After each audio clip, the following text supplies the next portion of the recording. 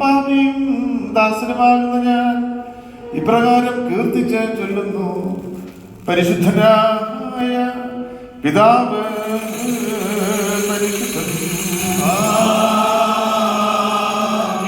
പരിശുദ്ധനായ പുത്രൻ പരിശുദ്ധൻ,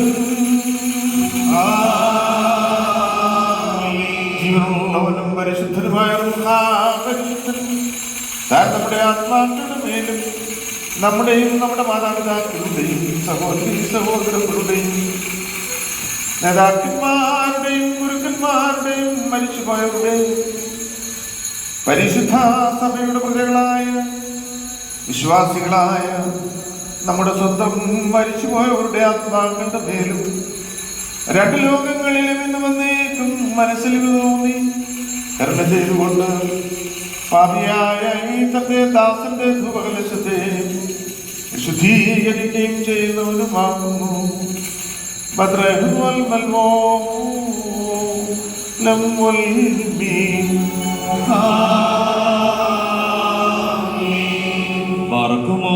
ദിവ്യജ്ഞാനം ശ്രദ്ധിച്ചുകൊണ്ട് നാം എല്ലാവരും നല്ലവണ്ണം നിന്ന് വന്യപിതാവിന്റെ പ്രാർത്ഥന ഏറ്റു ചൊല്ലണം.